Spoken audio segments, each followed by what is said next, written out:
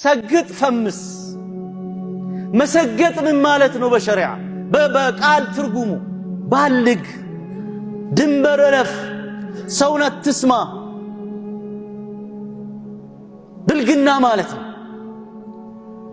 ይህን የሚያይ ወጣት ይህን የሚያይ ማህበረሰብ ዝም ብለን ካለፈን አላህስ ምንድነው ምለን?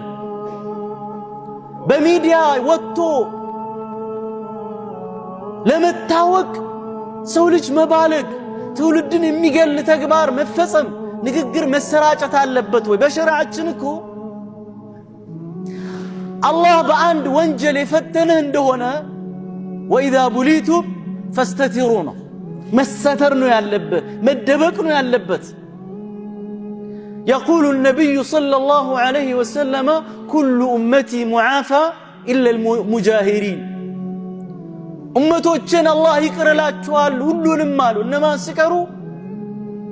ደብቆ ማዕሲያ ወንጀል ሰርቶ ከዛ በኋላ አደባባይ ወጥቶ ይውልኝ ብሎ እንደ ጉራ ያንን ወንጀላቸውን የሚነዙ ሰዎች ሲቀሩ አሉ አላህ አፉ ይላቸውም አሉ። የት ነው ያለነው? ተላላቅ የሚባሉ በእድሜ የገፉ ሰዎች እንኳን ቆሞ እዛ ቦታ ላይ ለዛ ሲያጨበጭቡ ስታይ፣ ብዙ ሙስሊም ወጣቶች እዛ አይነት ትሬንድ ውስጥ ገብቶ ስታይ ወዴት ነው እንደ ሀገር እየሄድን ያለነው?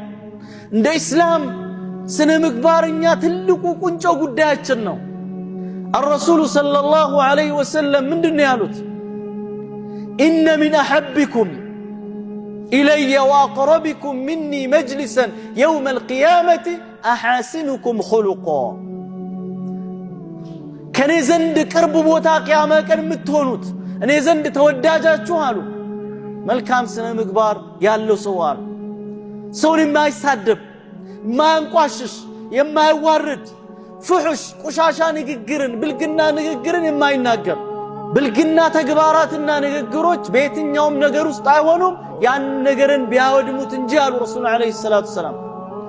ሐያ ሕሽማ ክብር የሆነ ነገር ውስጥ ካለ ደግሞ ያንን ነገርን ያሳምረዋል አሉ። ሚዲያ ያንን ሲያራግብ ታያለህ።